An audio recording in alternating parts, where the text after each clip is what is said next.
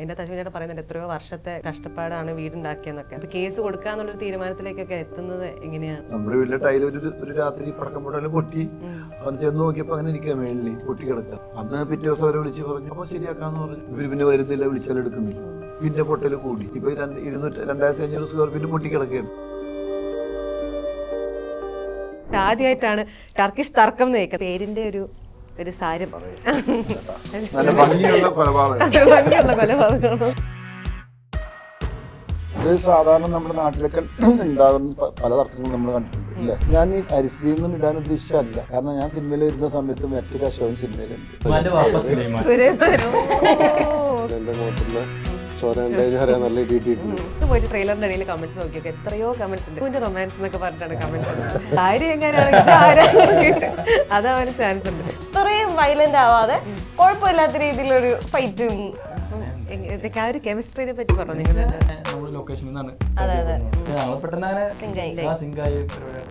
പെട്ടെന്ന് chemistry work out. ആ തർക്കം എന്താണ് നമുക്കിവിടെ പറയാൻ പറ്റാത്തതാണ് ഒരു പ്രശ്നം.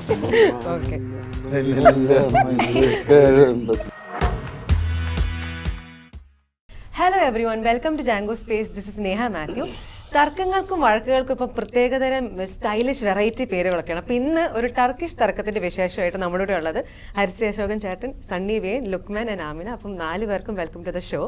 അപ്പം നമുക്ക് ഫസ്റ്റ് തന്നെ നിങ്ങൾ ടൈറ്റിലിന്റെ കാര്യമൊക്കെ പറഞ്ഞ് മടുത്തിട്ടുണ്ടാവും എന്ന് എനിക്കറിയാം, പക്ഷേ നമ്മൾ ചോദിക്കണമല്ലോ. ഇപ്പോൾ ടർക്കിഷ് തർക്കം എന്ന് പറയുമ്പോൾ തന്നെ നമ്മൾ ടർക്കിഷ് ഷവർമ, ടർക്കിഷ് എയർ ബലൂൺ എന്നൊക്കെ നമ്മൾ കേട്ടിട്ടുണ്ട്. പക്ഷെ ആദ്യമായിട്ടാണ് ടർക്കിഷ് തർക്കം എന്ന് കേൾക്കുന്നത്. അതെന്തെങ്കിലും ഒരു പ്രത്യേകതരം തർക്കമാണോ, എന്തെങ്കിലും ഒരു പ്രത്യേകതരം ഇടിയാണോ, എന്താണ് ആ ഒരു ഹോൾ പേരിന്റെ ഒരു സാരം എന്ന് പറയുന്നത്? ഇത് സാധാരണ നമ്മുടെ നാട്ടിലൊക്കെ ഉണ്ടാകുന്ന പല തർക്കങ്ങളും നമ്മൾ കണ്ടിട്ടുണ്ട് അല്ലേ. തർക്കങ്ങൾക്ക് ഒരു കാരണം ഉണ്ടാകും, ഒരു കാരണം കൊണ്ടുണ്ടാകുന്ന ഒരു തർക്കമാണ്. ആ തർക്കം വലുതായി ഒരു കംപ്ലീറ്റ് ആ ഗ്രാമത്തിലുള്ള എല്ലാവരും ഇടപെടേണ്ട ഒരു അവസ്ഥ വരുന്നതാണ്. അപ്പൊ ഒരു സൊസൈറ്റൽ തർക്കമാണ്, അങ്ങോട്ടും ഇങ്ങോട്ടും മൊത്തം ആൾക്കാരും ഉണ്ടാകും നാട്ടിലെല്ലാവരും. Okay fine. അപ്പം ഇത്രയും ആർട്ടിസ്റ്റുകളെ കൊണ്ടൊക്കെ അഭിനയിക്കുമ്പോൾ ഇപ്പം റോട്ടിൽ കൂടെ നടന്നു പോകുന്ന ആൾക്കാർ വരെ അഭിനയിക്കേണ്ടി വരുമല്ലോ. അപ്പം ആ ഒരു മാസ് ക്രൗഡിനെ ഹാൻഡിൽ ചെയ്യുന്നതൊക്കെ എങ്ങനെ ഉണ്ടായിരുന്നു? എല്ലാവരും ഇവിടെ അഭിനയവും എങ്ങനെ നോക്കുമ്പോൾ? അതെല്ലാം ഡയറക്ടർ, കൺട്രോളർ, അതൊക്കെ അവര് നോക്കിക്കോളും. നമ്മളെന്ത് ചെയ്യാൻ പറയുന്നത് ചെയ്താൽ മതി. നമുക്ക് പറഞ്ഞിരിക്കുന്ന റോള് നമ്മള് ചെയ്യാൻ വേണ്ടി ട്രൈ ചെയ്യുന്നു. പിന്നെ അത് കഴിഞ്ഞാൽ ഞങ്ങളിങ്ങനെ സംസാരിച്ചിരിക്കും സമയം കിട്ടുമ്പോഴൊക്കെ. ഓക്കെ. അപ്പം സണ്ണി ചേട്ടൻ്റെ ഇപ്പം നമ്മുടെ വേലയിലെ പോലീസ് ഓഫീസർ വേഷത്തിന് ശേഷം ഇതിനകത്തൊരു പോലീസ് ഓഫീസർ ആയിട്ടാണല്ലോ. അപ്പം ഈ ഒരു പോലീസ് ഓഫീസറിന്റെ ക്യാരക്ടർ എങ്ങനെയാണ്? നമുക്ക് different types of police officers ഉണ്ടല്ലോ. ചിലർ ഭയങ്കര ക്രൂക്കഡ് ആയിട്ടുള്ളവരായിരിക്കാം, ചിലർ ഭയങ്കര സത്യസന്ധതയായിട്ട്. അങ്ങനെ ഇതിൻ്റെ അകത്തെ പോലീസ് ഓഫീസറിന്റെ ഒരു പ്രത്യേകത എന്താണ് ഒരു ക്യാരക്ടറുടെ? വേലയിലുള്ള പോലീസ് ക്യാരക്ടർ കുറച്ച് ഗ്രേ ഷെയ്ഡ് ഉണ്ടായിരുന്നു.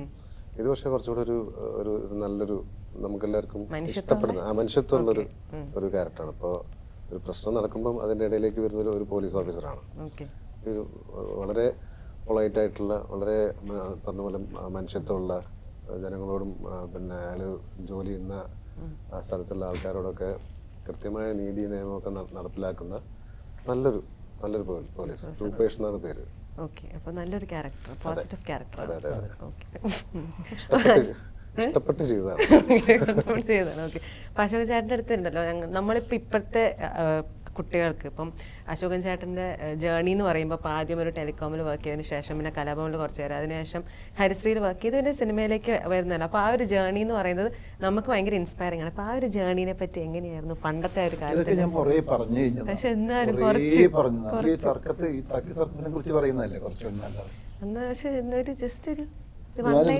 ഇതിപ്പോ കൊറേ ചാനലുകളിലും കുറെ കാലങ്ങളായിട്ട് പറഞ്ഞു വീണ്ടും പിന്നെ ഇവിടെ പറയേണ്ടി വരും.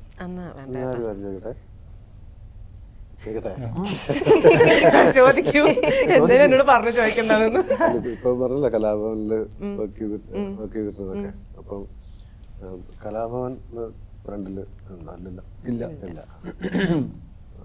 ഞാൻ ഈ അരിശ്രീന്നും ഇടാൻ ഉദ്ദേശിച്ചല്ല, കാരണം ഞാൻ സിനിമയിൽ വരുന്ന സമയത്ത് മറ്റൊരു അശോകൻ സിനിമയിലുണ്ട്. തിരിച്ചറിയാൻ വേണ്ടി ഒരു അരിശ്രീ ഇട്ടുന്നുള്ളൂ. സത്യം. അല്ല ഞാൻ ഇടില്ല, ആവശ്യമില്ല, ഇടില്ലായിരുന്നു.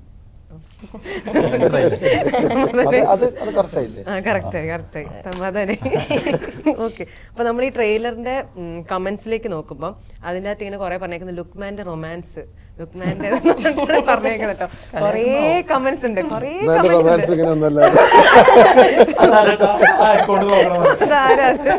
അപ്പോൾ ലുക്മാന്റെ റൊമാൻസ്, ഓ മൈ ഗോഡ് എന്നൊക്കെ പറഞ്ഞ് കുറേ കമന്റ്സ് ഉണ്ട്. അപ്പം ശരിക്കും നമ്മൾ ട്രെയിലർ കാണുമ്പോൾ അതിൻ്റെ അകത്ത് നിങ്ങളുടെ രണ്ടുപേരുടെയും കെമിസ്ട്രി എന്ന് പറയുന്നത് നല്ലപോലെ വർക്ക്ഔട്ട് ചെയ്തിട്ട്, ഇപ്പം നേരത്തെ പറഞ്ഞ പോലെ ആണെങ്കിലും ആ ഒരു സീനൊക്കെ, അപ്പോൾ ഇത് ശരിക്കും നമ്മുടെ ജീവിതത്തിൽ നിന്ന് ഇടർത്തിയെടുത്ത ആ വികാരത്തോടു കൂടി പറഞ്ഞതാണോ, ഓർ നമ്മൾ മൊത്തത്തിൽ ആ ക്യാരക്ടറായിട്ടായിരിക്കും. അതിന്റെ റൈറ്റർ നവാസ്, ഡയറക്ടർ നവാസ് സുലൈമാനാണ്. പുള്ളിയുടെ ജീവിതത്തിൽ നിന്ന് കുറച്ച് അടർത്തി എടുത്തിട്ടുണ്ടെന്ന് എനിക്ക് തോന്നുന്നു. കുറെ സീക്വൻസ് ഒക്കെ ഞാൻ ചോദിച്ചിട്ടുണ്ട്, മറ്റേ ബസ്സിലെ ഒറ്റ കടി അതൊക്കെ ഇപ്പം ഡയറക്ടറിന്റെ ജീവിതത്തിൽ നടന്ന എന്തെല്ലാം സ്ക്രിപ്റ്റുകൾ നമ്മള് ചെയ്യുന്നു, ചിലപ്പോൾ നമ്മുടെ ലൈഫിൽ ഉണ്ടായതൊക്കെ അതിൽ ഇൻഫ്ലുവൻസ് ചെയ്യുന്നുണ്ടാവും. ആ ഒരു കെമിസ്ട്രിനെ പറ്റി പറഞ്ഞു നിങ്ങൾ. പിന്നെ നമ്മൾ ലൊക്കേഷനിൽ നിന്നാണ്, പക്ഷെ ഞങ്ങൾ പെട്ടെന്ന് അങ്ങനെ സിങ്കായി പരിപാടിയായിട്ട് പെട്ടെന്ന് കെമിസ്ട്രി വർക്കൗട്ട് അതേ ബുദ്ധിമുട്ടൊന്നുണ്ടായി. അപ്പം നമ്മള് ആമിനെ ആണെങ്കിൽ നായിക വഴി വന്നു, പിന്നെ ഷോർട്ട് ഫിലിംസ് ചെയ്തു, ടർബോയില് മമ്മൂക്കയുടെ കൂടെ അഭിനയിച്ചു.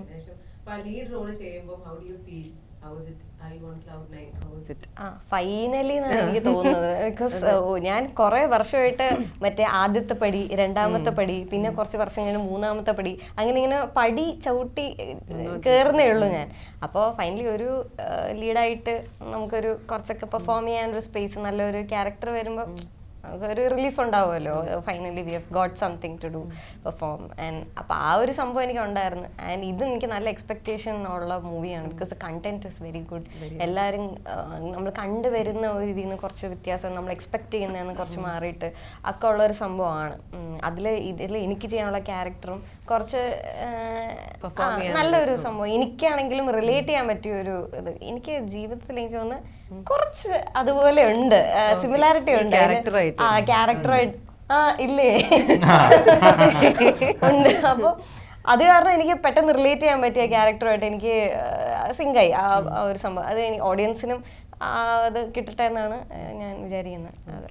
അശോകൻ ചേട്ടൻ, ഈ സിനിമയിൽ അശോകൻ ചേട്ടന്റെ ക്യാരക്ടർ ഒന്ന് പറയാമോ?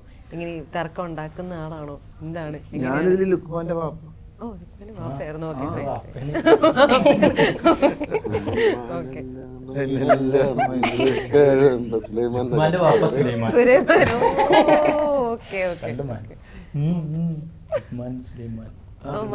ലുക്മാൻ സുലൈമാൻ, ശരിയാ. അപ്പം ഒരാള് ചോദിച്ചില്ലേ എന്താണ് എന്റെ പേരെന്താ, ജോർജ് എന്നാണ്. എന്റെ പേര് കണ്ടിട്ടല്ലേ ജോർജ് പുണ്യാളിനാ പേരിട്ട്. പുണ്യാളിന് ഇയാളുടെ പേരിട്ട. ഞാനിത് എനിക്ക് എന്റെ കഥ കംപ്ലീറ്റ് എനിക്കറിയാം, പക്ഷെ അതൊന്നും പറയാൻ പറ്റൊന്നുമില്ല. ഞങ്ങള് എന്റെ മകനാണ്, പ്രണയമുണ്ട്, അതും അറിയാം. പെണ്ണ് കാണാനൊക്കെ പോകുന്നുണ്ട്, അത് ആലോചിക്കാനൊക്കെ പോകുന്നത്. അതൊക്കെ ഭയങ്കര ജീവനുള്ള സീൻസാണ്. അതൊക്കെ സാധാരണ ഒരു വീട്ടിൽ പോയിട്ടൊരു പെണ്ണ് കണ്ടിട്ട് പറയുന്ന ഡയലോഗ്സും കാര്യങ്ങളൊക്കെ. അത് കഴിഞ്ഞിട്ട് പിന്നെ ഉണ്ടാകുന്ന കഥയിലുണ്ടാകുന്ന വ്യത്യാസങ്ങൾ, ഒരു പ്രശ്നം ഈ ഇവിടെ വെച്ചുണ്ടാകുന്നു, പള്ളിമുറ്റത്ത് വെച്ചിട്ട്. അതിന്റെ ഭാഗമാകുന്നതാണ് നമ്മുടെ അങ്ങനത്തെ തർക്കങ്ങൾ കൂടുതലായിട്ട് വരുന്നത്. അവിടെയാണ് കൂടുതൽ പെർഫോം ചെയ്യാനുള്ളത്, കൂടുതൽ എല്ലാവർക്കും.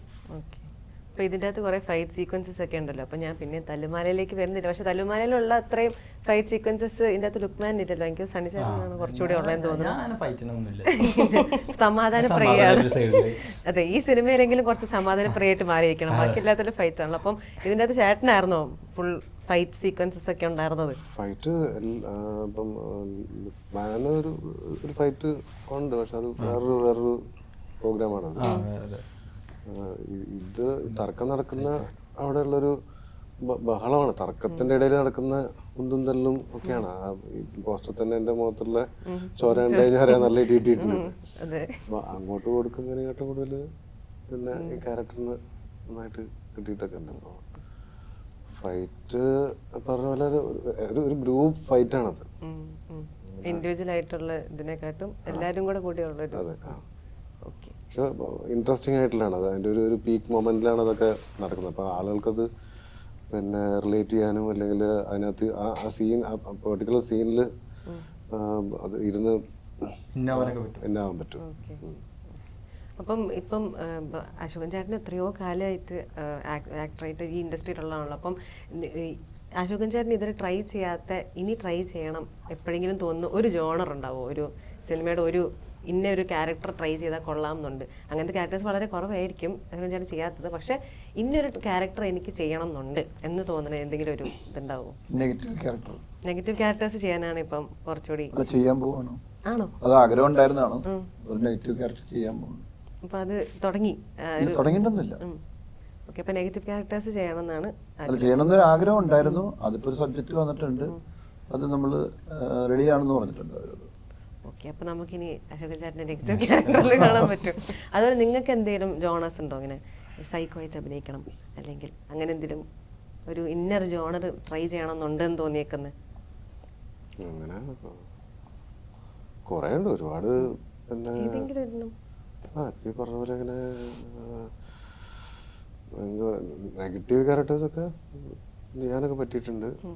പിന്നെ ഇങ്ങനെ ആലോചിക്കാൻ കുറച്ച് സമയം അപ്പൊ ഞാൻ അങ്ങനെ കറങ്ങി വരാം. സമയം തരാം. അങ്ങനെ അല്ല, ഇപ്പൊ പെട്ടെന്ന് ചോദിച്ചപ്പോ അങ്ങനെ ഒന്നും ആലോചിച്ചിട്ടില്ല. അങ്ങനെ വരുന്ന പരിപാടികൾ എങ്ങനെ ഏതാണ് ചലഞ്ചിങ് ആയിട്ടുള്ളത് നമുക്ക് ചെയ്യണം തോന്നുന്നത് എന്ന് നോക്കി പിക്ക് ചെയ്യാന്നുള്ള പരിപാടിയാണ് ഇപ്പൊ ആലോചിക്കുന്നത്. അതെങ്ങനെ എനിക്ക് ഹരിശ്രീയേട്ടനൊക്കെ ചെയ്തിട്ടുള്ള പോലത്തെ പണ്ട് ചെയ്തിട്ടുള്ള പോലത്തെ അവരുടെയൊക്കെ പറഞ്ഞാല് ഇൻസ്റ്റന്റ് എന്താ പറയാ കാലങ്ങളോളം നമുക്ക് ചിരിക്കാൻ പറ്റുന്ന അപ്പൊ അങ്ങനത്തെ സംഭവങ്ങളൊക്കെ ചെയ്യണമെന്നുണ്ട്. ഒരു ത്രൂ ഔട്ട് സിനിമയിൽ അങ്ങനെ സ്റ്റാൻഡ് ഔട്ട് ചെയ്തിട്ട് പിന്നെ കോമഡിയൊക്കെ പുൾ ഔട്ട് ചെയ്യുന്ന ക്യാരക്ടേഴ്സൊക്കെ ചെയ്യണമെന്ന് ഭയങ്കര ആഗ്രഹമുണ്ട്. എന്ത് ക്യാരക്ടേഴ്സ് അല്ലേ? ഈ പറഞ്ഞ പോലെ കോമഡി കുറച്ച് ചലഞ്ചിങ് ആണ് എന്ന് എനിക്ക് ഫീൽ ചെയ്യാറുണ്ട്. പിന്നെ അത് മാത്രമല്ല ഭയങ്കര എന്റർടൈനിങ് ആണ്. അപ്പൊ അത് കാരണം ആൾക്കാർക്ക് നമ്മളോടൊരു ഇഷ്ടം പെട്ടെന്ന് വരും എന്ന് എനിക്ക് ഫീൽ ചെയ്യുന്നുണ്ട്. ബിക്കോസ് നമ്മൾ അവരെ എന്റർടൈൻ ചെയ്യാണല്ലോ ലിറ്ററലി. അപ്പൊ അത് കാരണം അവരുടെ മനസ്സിലൊരു ഇതുണ്ടാവും. അപ്പൊ എനിക്ക് കോമഡിനോടൊരു താല്പര്യം, ഞാനും എൻജോയ് ചെയ്യുന്നത് കോമഡിയാണ് കൂടുതൽ ഞാൻ വാച്ച് ചെയ്യുന്ന ജോണേഴ്സ് ഒക്കെ കോമഡി പടമാണ് ഞാൻ ഏറ്റവും കൂടുതൽ എൻജോയ് ചെയ്യുന്നത്. അപ്പൊ അത് കാരണം തന്നെ എനിക്ക് കോമഡി എനിക്കിഷ്ടമാണ്. അത് മാത്രമല്ല എനിക്ക് ആക്ഷൻ ഇഷ്ടമാണ്. എല്ലാവരും അടിച്ച് പൊടിച്ച് തലോണ്ടൊക്കെ അടിച്ച്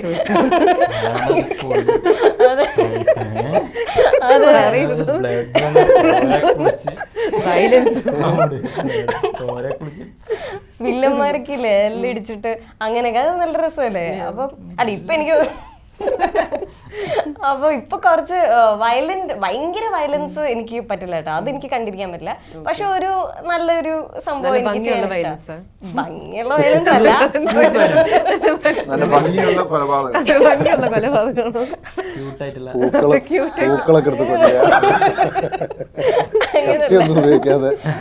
അല്ല ഭയങ്കര അത്രയും വയലന്റ് ആവാതെ കുഴപ്പമില്ലാത്ത രീതിയിലൊരു ഫൈറ്റും പരിപാടി അതൊക്കെ ചെയ്യാൻ എനിക്ക് ഇഷ്ടമാണ്. അതെ, ഇതുവരെ ഞാൻ ചെയ്തിട്ടുണ്ട്, പക്ഷെ അത് ഇറങ്ങിയിട്ടില്ല. ഒരു വെബ് സീരീസ് ആണ് ഞാൻ ഫൈറ്റ് പരിപാടി ചെയ്തത്. അതാണ് തോന്നുന്നത്. അപ്പോൾ അശോകൻ ചേട്ടാ, നമ്മളിപ്പം എപ്പോഴും ഇൻസ്റ്റഗ്രാമിൽ ഇടയ്ക്കിടയ്ക്ക് ട്രെൻഡിങ് ആവുന്ന ഒരു CID മൂസിൽ ഒരു സീനുണ്ട്. ഹരിശ്രീ ചേട്ടൻ്റെ മൂക്കിനിട്ട് മറ്റേ ഇടി കിട്ടിയിട്ട് ചായ മാറ്റാം 1 2 3 എന്ന് പറഞ്ഞ് അടിക്കുന്ന ഒരു സീനുണ്ട്. അപ്പോൾ ആ സീനൊക്കെ ഷൂട്ട് ചെയ്യണ സമയത്ത് ആ ഹോൾ സീക്വൻസ് നമ്മൾ ഇപ്പോഴും എൻജോയ് ചെയ്യുന്നുണ്ടെങ്കിൽ അത്രമാത്രം അതിൻ്റെ ഒരു ഹോൾ ലൈക്ക് ആ ഒരു സ്ട്രെങ്ത് ആണല്ലോ ഒരു സ്ക്രിപ്റ്റിൻ്റെ. അപ്പം അത് നിങ്ങളായിട്ട് മാറ്റി സ്പോണ്ടേനിയസ് ആയിട്ട് ചെയ്തൊരു സംഭവമായിരുന്നു. സ്ക്രിപ്റ്റിൽ അങ്ങനെ തന്നെയായിരുന്നു. പിന്നെ നമ്മളുടെ കോൺട്രിബ്യൂഷൻ എല്ലാവരും ഉണ്ടാവും. അത് ചെയ്യാൻ നേരത്ത് നമ്മളായിട്ടുള്ള ചെറിയ കോൺട്രിബ്യൂഷൻ കാര്യങ്ങളൊക്കെ ഉണ്ടാവും. അങ്ങനെയൊക്കെ തന്നെയാണ് എല്ലാ സിനിമകളിലും. മീൻ കോമഡി ആണെങ്കിൽ കുറച്ചുകൂടി നമ്മൾ ഇൻട്രസ്റ്റ് ആണ് അങ്ങനെയുള്ള കാര്യങ്ങൾ എന്തെങ്കിലും ഡെവലപ്പ് ചെയ്യാനായിട്ട്. പിന്നെ ഡയറക്ടർക്കും കൂടി തൃപ്തി ആവണം നമ്മൾ പറയുമ്പോൾ, അല്ലെങ്കിൽ എടുക്കാൻ പറ്റില്ല. ഓക്കെ. അപ്പം ഇവിടെ നിങ്ങൾക്ക് എന്തെങ്കിലും ടിപ്പൊക്കെ ഈ സിനിമയുടെ സമയത്ത് അശോകൻ ചേട്ടനെ ഇത് കിട്ടിയായിരുന്നു? ഈ സിനിമയിൽ അഭിനയിക്കുന്ന സമയത്ത് ആസ് എ സീനിയർ ആക്ടർ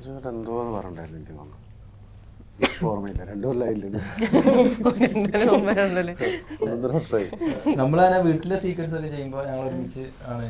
വാപ്പയാണ്, വാപ്പ, അമ്മ, ശ്രീജ ചേച്ചി, പിന്നെ പെങ്ങള്, മക്കളൊക്കെ ഇരുന്ന് കഴിയുമ്പോൾ ഞങ്ങള് മറ്റേ ഫുഡ് കഴിക്കുന്ന ഉണക്കമീൻ. പക്ഷെ അങ്ങനത്തെ സീക്വൻസിലൊക്കെ അത് ഇങ്ങനെ പറഞ്ഞു. എന്നിട്ട് ഞാൻ അപ്പൊ അശോകന്റെ വേറെ എനർജിയാണ്. അതിൽ ഹ്യൂമർ ക്യാരക്ടർ അല്ലല്ലോ, തമാശക്കാരനത്തിൽ സീരിയസ്നെസ് ഉണ്ട്. അച്ഛനാണ്, ബാപ്പയാണ്, ആ ഒരു സ്ഥാനമുണ്ട്. അപ്പൊ അതിൽ ഉൾക്കൊണ്ട് അല്ലെങ്കിൽ അതിൽ നിന്നിട്ട് വേണം തമാശ പറയാൻ. നീ അല്ലെങ്കിൽ ഇതാണല്ലോ അങ്ങനെ എന്തൊക്കെ പറഞ്ഞു. ആ സീനൊക്കെ ഭയങ്കര രസമല്ലേ, വീട്ടിൽ നടക്കുന്ന പോലെ തന്നെയാണ് അത്.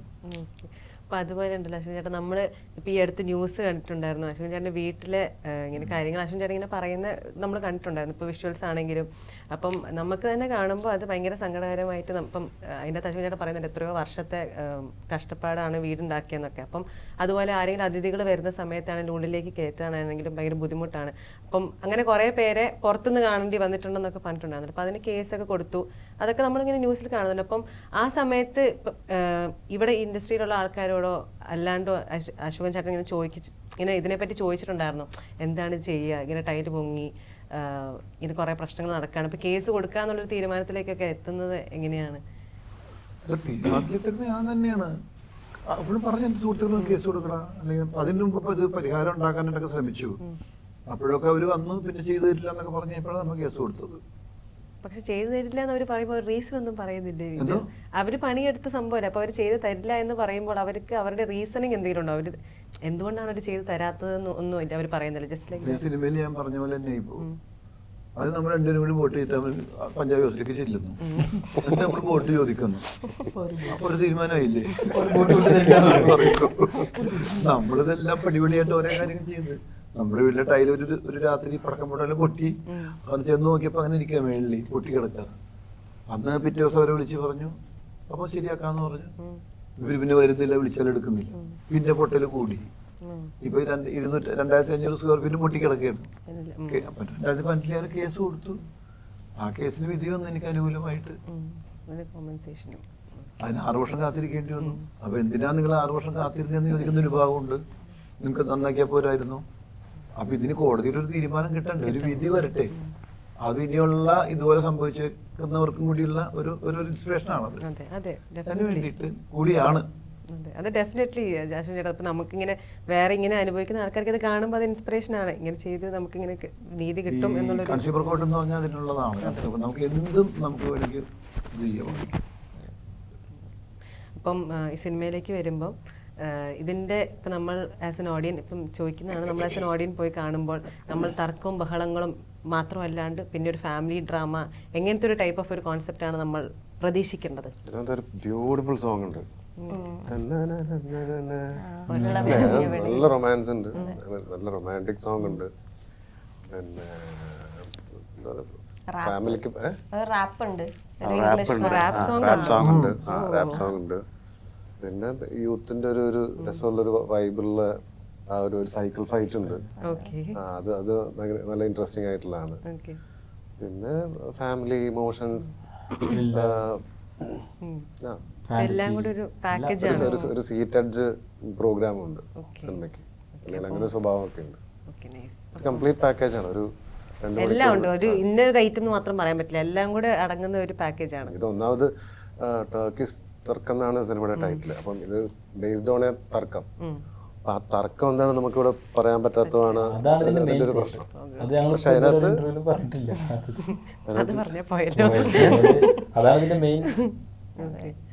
നമ്മൾ സെലക്ട് ചെയ്യുന്ന ചില സിനിമകൾക്കുള്ള പ്രശ്നം അതാണ്. നമുക്കിപ്പോ ചില ഇന്റർവ്യൂവിൽ നമുക്കൊന്നും ചില കാര്യങ്ങളൊന്നും തുറന്നു പറയാനും ഒക്കെ ബുദ്ധിമുട്ടുണ്ട്. പക്ഷെ ഇതിനകത്ത് പറഞ്ഞ പോലെ നല്ല റൊമാൻറ്റിക് സ്റ്റോറിയും കൂടിയാണ് ഈ സിനിമ. ഓക്കെ, അപ്പോൾ ലുക്മാൻ്റെ റൊമാൻസിന് വേണ്ടി വെയിറ്റ് ചെയ്യുന്ന ആൾക്കാർക്കൊക്കെ കാണാൻ വേണ്ടിയിട്ടൊരു സിനിമയായി. അപ്പം എന്തായാലും ഉണ്ട്. കമൻസ് നോക്കി നോക്കി, ഇന്ന് പോയിട്ട് ട്രെയിലറിൻ്റെ ഇടയിൽ കമൻസ് നോക്കി നോക്കി, എത്രയോ കമൻസ് ഉണ്ട്. ലുക്കുവിൻ്റെ റൊമാൻസ് എന്നൊക്കെ പറഞ്ഞിട്ടാണ് കമൻസ്. അപ്പോൾ ഭാര്യ എങ്ങനെയാണ് അതാവാനും ചാൻസ് ഉണ്ട്. അപ്പം എന്തായാലും എല്ലാവിധ ആശംസകളും നേരാണ്, എല്ലാവിധ സക്സസും നേരുന്നു. അപ്പം thank you so much. Thank you.